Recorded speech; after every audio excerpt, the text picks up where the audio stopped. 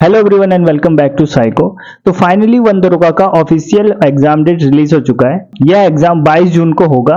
First shift में होगा, 11 बजे से लेके 1 बजे के बीच में होगा ये एग्जाम। तो बहुत सारे लोग इसका वेट कर रहे थे कि एग्जाम डेट कब होगा। तो 22 जून आ गया आपके पास। 29 जून को जैसा कि सबको पता था कि इस दिन यूके पीएससी का भी पेपर है, दोनों पेपर क्लैश हो रहे थे। तो यूके ट्रिपल एससी ने अपना एग्जाम डेट चेंज कर दिया है, इसको 22 जून कर दिया है। अब अगर हम यहाँ से देखें तो आपके पास कुल 19 से 20 दिन बचे हैं अपनी तैयारी के लिए। तो मैं आपको इस वीडियो में कुछ टिप्स बताऊंगा, जिन टिप्स को आपने इन दिनों फॉलो किया तो आपके मार्क्स जरूर बढ़ेंगे। तो देखते हैं कौन कौन से टिप्स है जिनको आपको फॉलो करना है। यहाँ पे कुल मैंने 10 टिप्स को लिखा है। अगर आपने इन 10 टिप्स को फॉलो किया तो आपके मार्क्स जरूर बढ़ेंगे। देखिए, पहली चीज क्या है कि revise the core subject first. सबसे पहले आपको क्या करना है, आपके पास है 19 दिन है। अगर हम आज से देखें तो आपके पास 19 दिन है। तो आपको इस 19 दिन में सबसे पहले करना क्या है, तो आप जो भी आप नया पढ़ रहे थे उसको आप छोड़ दीजिए, अभी नया पढ़ने की जरूरत नहीं है। जितना आपने पढ़ लिया है उसको रिवाइज करने के लिए आपको कम से कम 3 हफ्ते चाहिए। तो ये जो 19 दिन है आपको सिर्फ इसमें रिवाइज करना है और मॉक टेस्ट लगाना है। तो देखिए, सबसे पहले आपको क्या करना है, कोर सब्जेक्ट क्या है हमारा, फिजिक्स, केमिस्ट्री और बायो और मैथ। ये जो 4 सब्जेक्ट है हमारे कोर सब्जेक्ट है, इनको आपको सबसे पहले रिवाइज करना है। फिजिक्स केमिस्ट्री को आपको सबसे पहले रिवाइज करना है, क्योंकि फिजिक्स केमिस्ट्री इतना अनएक्सपेक्टेड नहीं आ रहा है। बायो अनएक्सपेक्टेड आ रहा है, क्योंकि बायो क्लास 11 से ज्यादा पूछी जा रही है। बायो के लिए अलग से स्ट्रेटजी मैं आपको बताऊंगा। तो आपको सबसे पहले ये जो आपने पढ़ लिया फिजिक्स केमिस्ट्री बायो मैथ, इसको रिवाइज करना है। जितना भी आपने पढ़ा है उसको रिवाइज करना है। और आपको रिवाइज कैसे करना है, एनसीईआरटी के बुक से रिवाइज करना है, लाइन बाय लाइन। ओके, और ऐसे रिवाइज नहीं करना है ऊपर ऊपर से। आपको सबसे पहले क्लास 9th क्लास 10th इन दोनों का आप जितने भी चैप्टर है इनकी एक लिस्ट बना लेनी है। आपको चेक लिस्ट बोलेंगे उसको, इसको लिस्ट बनाना है। और जैसे आपने चैप्टर 1 रिवाइज किया उसको टिक कर देना है, चेक कर देना है। तो इस टाइप से इसको आपको रिवाइज करना है, हर एक चैप्टर को रिवाइज करना है फिजिक्स केमिस्ट्री में। बायो के लिए आपको क्लास 11th का भी करना पड़ेगा, अभी आगे डिस्कस करेंगे इसका। तो चेकलिस्ट बनाना है आपको सबसे पहले, जितने भी चैप्टर हैं हमारे पास साइंस के चैप्टर, उन सबका आपको चेकलिस्ट बनाना है। जैसे जैसे आप रिवाइज करते जाओगे उसको आपको टिक करते रहना है, ठीक। फिर अगर हम मैथ्स की बात करें, मैथ को कैसे करना है अब, तो आपको जितना भी आपने पढ़ लिया है, मैंने आपको बोला था कि एक कॉन्सेप्ट वाली कॉपी बनानी है। तो कॉन्सेप्ट वाली कॉपी जिसने भी बनाई होगी, जितने भी आपने अभी कॉन्सेप्ट उसमें लिख दिए हैं, उन सभी कॉन्सेप्ट को आपको बार बार रिवाइज करना है। अगर उन कॉन्सेप्ट से एक भी क्वेश्चन आता है तो वो छूटना नहीं चाहिए आपसे। तो उन कॉन्सेप्ट को आपको रिवाइज करना है। अभी हमने देखा कि 2 पेपर हुए थे, केमिस्ट के और डेयरी इंस्पेक्टर के। तो उन दोनों पेपर में हमने देखा कि मैथ्स के जो क्वेश्चन है, टॉप 200 वाली सीरीज जो मैं आपको करवा रहा हूँ, वहां से बहुत सारे क्वेश्चन पूछे गए हैं। तो आपको ये जो सीरीज है जो मैं आपको करवा रहा हूँ, ये कंप्लीट नहीं हुई अभी तक, इसमें केवल 110 क्वेश्चन हुए। लेकिन ये 110 क्वेश्चन ही बहुत ज्यादा है। अगर मैथ्स के 17 क्वेश्चन पूछे जा रहे हैं तो इसमें से आपके 13 से 14 क्वेश्चन बन जा रहे हैं इस सीरीज को देख के। तो इस सीरीज को आपको बार बार देखना है, ठीक, क्योंकि यहां से क्वेश्चन पूछे जा रहे हैं। और मैं कोशिश करूंगा 3-4 वीडियो और इसमें ऐड करूं, ताकि जितने भी टॉपिक बच गए वो भी कवर हो जाएं, ठीक है। उसके बाद आपका एक भी क्वेश्चन नहीं छूटेगा। ओके, तो एक तो आपको ये करना है कि जो ये टॉप 200 वाली सीरीज है इसको कंप्लीट करना है। फिर आपको कॉन्सेप्ट सारे रिवाइज करने हैं। और जो मोस्ट इंपॉर्टेंट है यहाँ पे, आपको बुक लेना है 9th और 10th की एनसीईआरटी। उसमें आपको समरी को रीड करना है। लास्ट में, बुक के लास्ट में आप जाओगे तो समरी दिया हुआ है, उसमें उस समरी को रीड करना है। और जब समरी को आप रीड करोगे, उसे पढ़ोगे, कोई फॉर्मूला आपको समझ में ना आए तो उस फॉर्मूले को फिर चैप्टर के अंदर जाके उसको आपको पढ़ना है। यानी इसमें क्या होगा, आपका टाइम बचत होगा। जो चीज आपको पहले से आता है उसको दोबारा नहीं पढ़ना पड़ेगा, और जो आपको नई चीज दिख जाएगी समरी में उसको आपको सिर्फ पढ़ना है, ठीक है।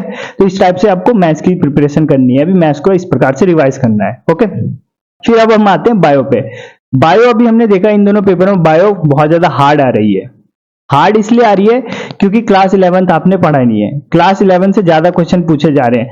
तो अभी क्लास 11th को कवर कर नहीं सकते पूरा, लेकिन कुछ चैप्टर हैं, कुछ चैप्टर मैं बोलूंगा कि स्टार्टिंग के 1 से लेके 8 चैप्टर जो दिए गए हैं क्लास 11th के एनसीईआरटी में, आपको इन्हें तो करना ही करना है। क्योंकि जो पेपर देखा, मैंने भी पेपर देखा, उसमें इन चैप्टर से ज्यादा क्वेश्चन पूछे गए हैं। तो फर्स्ट से लेके 8 तक चैप्टर इनको आपको पहले कवर कर लेना है। अगर आपके पास टाइम बचा तो आगे के चैप्टर करना है, क्योंकि थोड़ा बहुत तो रिस्क लेना ही पड़ेगा आपको। अगर आपने क्लास 11th इससे पहले नहीं पढ़ा है और अगर अब आप स्टार्ट कर रहे हैं तो मुश्किल है कि 19 दिन में ये कंप्लीट हो जाए बाकी सब्जेक्ट के साथ।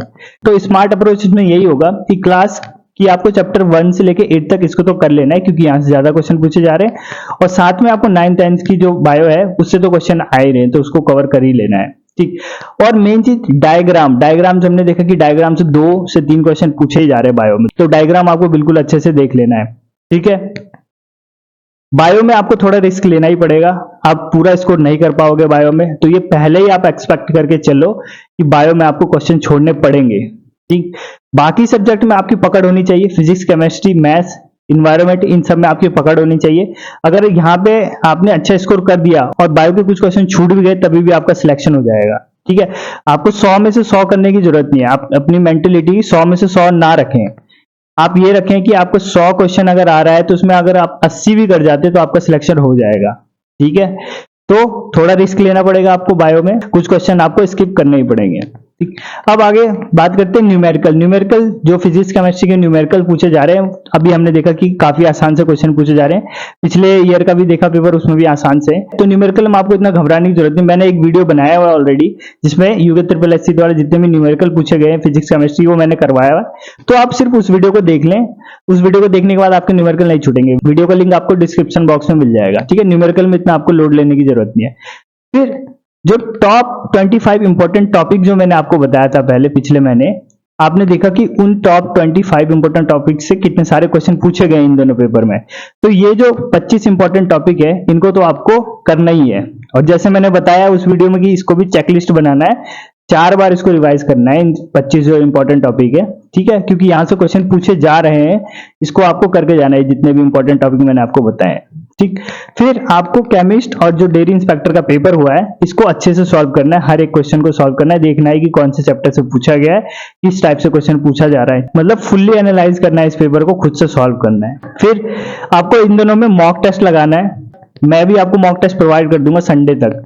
संडे को आपको मॉक टेस्ट मिल जाएगा, पहले आपको 5 मॉक टेस्ट मिलेगा, उसके बाद फिर से 5 मॉक टेस्ट मिल जाएगा बाद में। ठीक है, तो 5-5 करके मैं आपको मॉक टेस्ट दे दूंगा, और ये मॉक टेस्ट लगा के आपको ऐसा लगेगा कि आप रियल में पेपर दे रहे हैं, क्योंकि इन मॉक टेस्ट को वैसा ही बनाया गया है। ये जो अभी 2 एग्जाम हुए थे इनमें मैंने क्वेश्चन से देखा, क्वेश्चन के टाइप्स देखे, तो इन मॉक टेस्ट में भी आपको लेंथी क्वेश्चन मिलेंगे। ठीक है, स्टेटमेंट बेस्ड क्वेश्चन मिलेंगे, असर्शन रीजन वाले क्वेश्चन, सब टाइप के क्वेश्चन मिलेंगे जो आपको एग्जाम में देखने को मिलेंगे। सेम उसी टाइप से मॉक भी बनाया गया है, तो अगर आप ये मॉक लगाओगे तो इससे आपका टाइम मैनेजमेंट भी होगा। ठीक, ये मॉक मैं आपको संडे तक प्रोवाइड कर दूंगा। ओके, फिर आगे आपको की नोट्स बनाने हैं।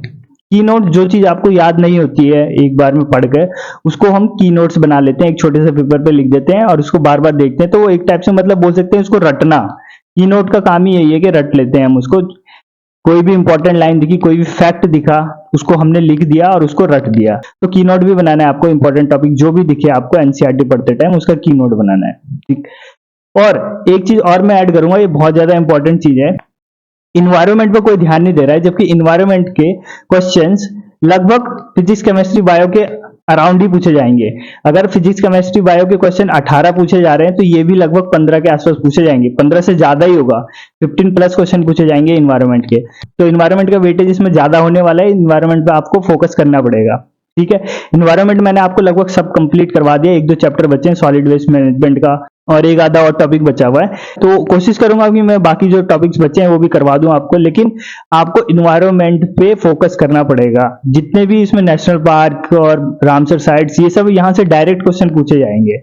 और अभी हमने देखा कि जो डेयरी इंस्पेक्टर का पेपर था उसमें डीप में क्वेश्चन पूछा गया था कि लाल रेशम के नाम पे रखा गया जिस बायोस्फीयर रिजर्व का नाम, सिमलीपाल पे जो क्वेश्चन आया था। ठीक है, तो डीप में क्वेश्चन पूछे जा रहे हैं, तो आपको डीप में थोड़ा तैयारी करना पड़ेगा, इन्वायरमेंट देखना पड़ेगा आपको, ऊपर ऊपर से आपको याद नहीं करना पड़ेगा, नेशनल पार्क थोड़ा उसके अंदर जो भी इंपॉर्टेंस है वो भी देखना पड़ेगा। ओके, तो इन्वायरमेंट में भी आपको फोकस करना है, इसको भी टाइम देना पड़ेगा आपको। ओके, तो आने वाले 18 से 19 दिन में अगर आपने इन चीजों को किया तो आपके मार्क्स जरूर बढ़ेंगे, मैं गारंटी के साथ कहता हूं।